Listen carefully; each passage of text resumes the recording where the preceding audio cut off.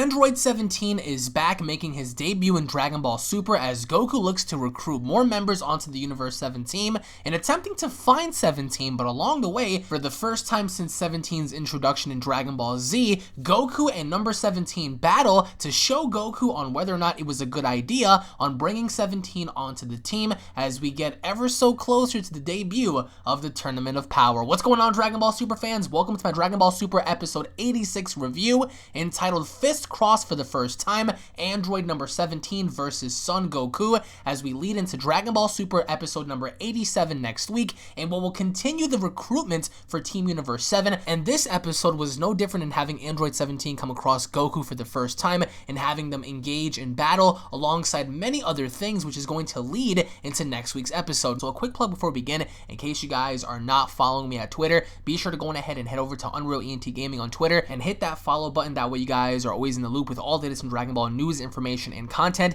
And don't forget to go ahead and subscribe to the channel in case you guys are new for all the latest in Dragon Ball reviews, discussions, mod battles, and more. Tons of awesome content on the channel. And if you guys want to go ahead and keep up with all the latest content, go ahead and turn on notifications if you guys want to become a Super Saiyan God. It greatly means a lot to me that you guys support the channel, and I thank you guys for tuning into the video. Now, Dragon Ball Super episode 86 was definitely an episode to remember just because of the simple engagement between 17 and Goku. Now, we start the episode off exactly where we left off, with Goku having to be on Kami's lookout, and we see how Dende puts his hand down. And I mean, we've never seen this before, but the giant pole that's right in the middle of Kami's lookout pulls up, and we see how the lookout itself is beginning to move throughout the air.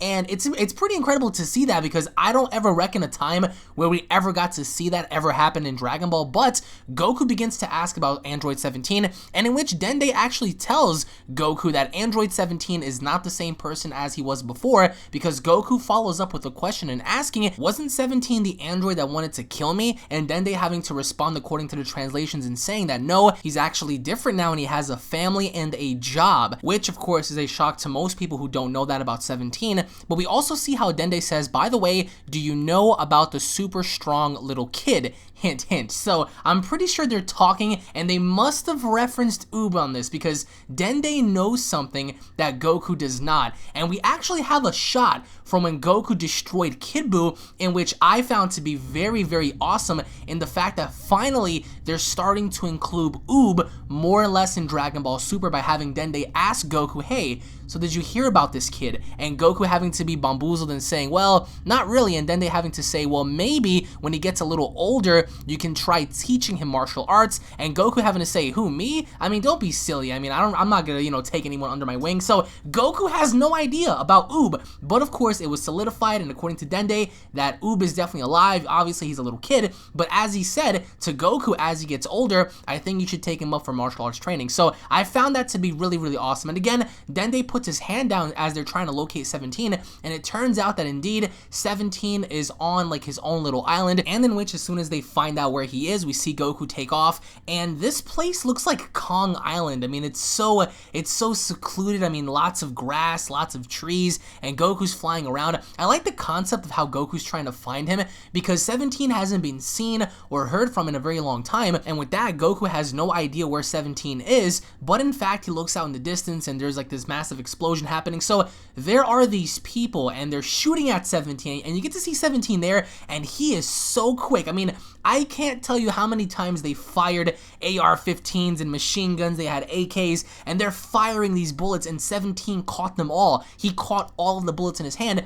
even taking, several rocket launcher shots to the face, and we see how he clears house. He goes in there, and he takes out this entire armada, and Goku casually flies on in. He's standing over watching 17 do his thing, and it's kind of funny how 17 just clears house while Goku is just there like, so that's 17, right? Because remember, Goku has never seen 17 before, and as soon as Goku arrives, he tells 17, hi, I'm Goku, and it is so interesting to see how Goku greets 17 as saying, do you know who I am? And 17 having to say, well, I know your voice, because 17 didn't really recognize him at first, and we get to see how, you know, at first 17's looking at him, and it's a little weird because Goku's trying to, like, you know, tell him, like, hey, so I was the guy you were after a very long time ago, do you recognize me? And then, just as they're talking, more men arrive, and we see how 17 and Goku kind of work together to take these people down. And I just love the overall usage of 17 because he doesn't display any emotion, like, you know, of him being a good guy. He's sort of like the anti-hero because he didn't really attack Goku. He kind of looked at him and he said, yeah, I kind of have a callback to your voice, but it is what it is. And these poachers are there, and they're trying to invade 17's primary job, and they're trying to do, like, you know, try to create their own agenda and trying to destroy whatever 17 is doing. And again, 17 does love the animals. He has a family, and this is his job, and he's trying to protect his job. And I love how one of the poachers actually points the gun right at 17's face, and 17 kind of grips the barrel and he, like, turns it right towards the other guy. I mean, if only we had that kind of power to do in real life, right? So after a while, the poachers going ahead and they leave the island, and it's just back to 17 and Goku. And 17 recounts on how he looked for Goku and tried to kill him back in the day because of Dr. Gero, but he got absorbed by Cell, and ultimately, you know, they never fought because of that. So it's really cool to see them enter, like, this cave, and, like, they're watching this giant, you know, moose-like unicorn creature that's drinking water, and, you know, Goku's there talking to him about those events, in which as soon as the animal tries to make a move and charging at Goku, 17 tells him don't kill the animal, in which they simply fly off, and this giant moose-like buffalo unicorn, like, runs into the wall. Whatever it was, you know, 17 looks to be very peaceful in this, and Goku explains the reason why he's there, and that he's searching for strong allies to become, you know, sort of like a part of, like, this team, and he further goes on ahead to explain himself about the Tournament of Power. So again, it's very weird to look at this 17 in comparison to the Dragon Ball Z 17, because in Dragon Ball Z we saw how merciless he was with his sister when they were destroying the cities and they were just wreaking havoc and breaking Vegeta's arm and doing all sorts of stuff. And in this episode we have a recap of 17 and 18 paying a visit inside of Goku's home. So I love how they used, you know, the Dragon Ball Kai footage, and I just love how we get to see 17 being absorbed, because, I mean, those were really nostalgic times. I mean, who can ever forget that? But as the sun is setting, we see how 17 is talking more or less to Goku about this, and Goku having to kind of, like, shrug it off with a smile, because Goku knows that even though 17 may have lost those feelings, he's still trying to explain himself about the Tournament of Power and trying to bring him in. And very confidently, we see how later on, Goku says, well, maybe I can give you what you're looking for. So what does he do? He becomes a Super Saiyan, and in which we see 17's eyes, they kind of widen, and this was the shot that we've been wanting to see for a long time, because Goku is the aggressor, and Goku charges at 17, which I really enjoyed. I really loved that shot, because originally that's what we all wanted to see back in the day, but in which as soon as Goku engages 17, it looks like Goku wasn't able to land a single shot on 17, but nevertheless, Android 17 battles Super Saiyan 1 Goku, and 17 was able to match Goku blow for blow. And I love the way the background setting was with the sun having to set down, and Goku was, you know, he was very surprised and saying, not bad 17, I'm surprised you're this good, and 17 having to reply by saying, well, I wasn't just sitting around, and Goku having to say, me either. And then we see them collide right in front of the sun. Their fists are going at it. I mean, they're literally just pushing each other back and forth, and you have to give it to 17. 17 is doing way better than Krillin. I mean, he was literally punching Goku into the sky. So whatever 17 was doing, he was indeed training. He had to have been training, because Super Saiyan 1 Goku, you know, in Dragon Ball Super, who is far beyond anything else, you know, was getting pushed back until Goku used Super Saiyan Blue. As soon as Goku used Super Saiyan Blue, 17 was just looking at him, and we see how Goku says, you know, he's gonna go all out, and, you know, right then and there, 17, you know, is ready for Goku, as Goku says, you know, I'm not gonna back down, I'm gonna give you my all, but I'm not gonna try to kill you. And in which 17, you know, looks at Goku as Goku's cocking back for his Kamehameha, and Goku fires the Kamehameha. But this is what kind of irritated me. We see Super Saiyan Blue Goku fire the Kamehameha, and 17 blocks it. How is this possible? I mean, even though you have to look at it like this, the power scaling in Dragon Ball Super is just all types of messed up, because whatever kind of barrier 17 had was able to protect him from a Super Saiyan Blue Kamehameha. And even with that, they go right back to exchanging fists and they collide. But the thing about this, that I really had a hard time kind of like, having my believability factor, be drawn out here, because having to see Goku's Kamehameha be blocked off, and on top of that, Super Saiyan Blue Goku was, going at it with 17, and 17 was keeping up with Super Saiyan Blue Goku. Can anyone explain this to me?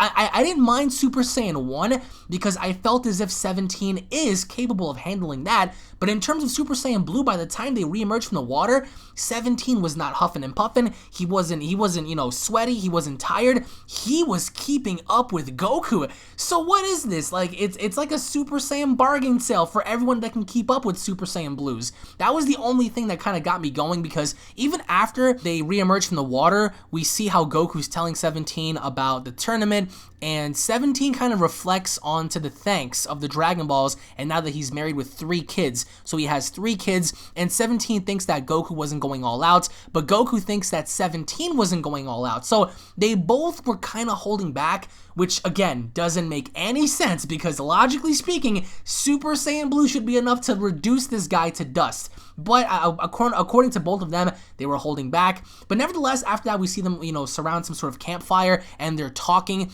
about the Tournament of Power, and 17 is thanking him for bringing him back to life. And he has like a little iPhone, and he shows Goku, his family and stuff. And again, I mean, even though Dragon Ball Super isn't what Dragon Ball Z was in terms of power scaling and stuff, that was the only thing that kind of bothered me, was seeing Super Saiyan Blue and 17 go head to head without any repercussions. So some people may say, oh, that was fake, Goku should have killed him or whatever, but even after that, we get to see Beerus, and he's eating some really good food. I'm not gonna lie to you guys, I even started getting hungry after seeing this, but we see them, they're on Earth, and Beerus is starting to take a nap, and he asks to wake him up in about an hour, and we see how this might actually last a very long time, because he stuffed himself, he really did, and he has like this nasty attitude to the Kais or whatever, and then we see how he just falls asleep.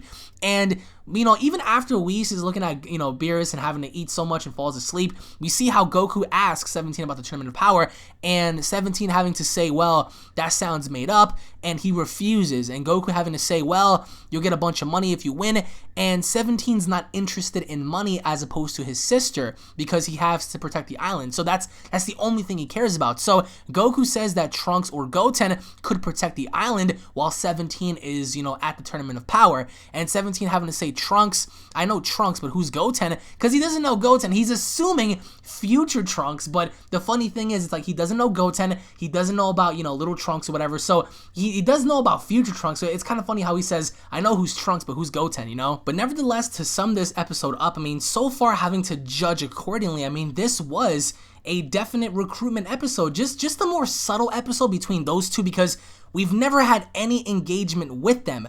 But I loved one of the ending shots where Goku's hair was moving in the wind and 17 and him were talking, and there's 31 hours left until the Tournament of Power. So, Goku begins to tell 17, our fate depends on this. And 17 says, what do you mean by fate? And Goku having to tell the truth and saying, if we lose, our universe will be destroyed.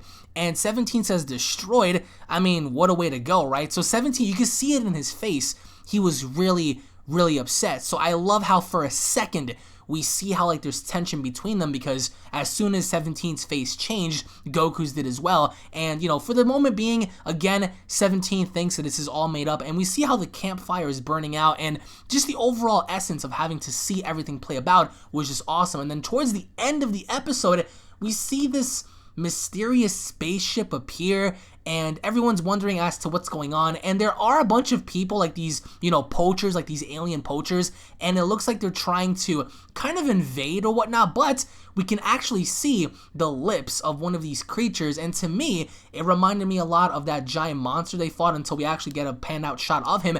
But there's just a bunch of monsters that are there, and it looks like they're gonna invade Earth. So for the moment being, I think we understand that episode 87 is gonna involve everyone trying to stop these alien poachers or whatever, but we see the Tournament of Power coming together. I mean, overall, this episode was, I think, very good. The only problem I had was, again, Super Saiyan Blue having to keep up with, 17. Like, where is the sense in that? I mean, Despite how many times 17 may have trained, it just didn't make any sense to me. So, but post your comments down below. What are your overall thoughts on this episode? Did you guys enjoy this episode more so than last week's episode? What are your overall thoughts on 17's engagement with Goku? And what are your thoughts on the overall tournament having to come ever so closer to its due date, as we still have a few more characters to recruit onto the team? Post your comments down below, guys. Thank you all for watching. Tune back in for the breakdown review, because we are going to be sharing our thoughts and predictions later on tonight for Dragon Ball Super. So again, if you guys are new to the channel, don't forget to go on ahead and punch that subscribe button. That way you guys are always up to date with all latest in Dragon Ball news, information, and updates. If you guys enjoyed the episode,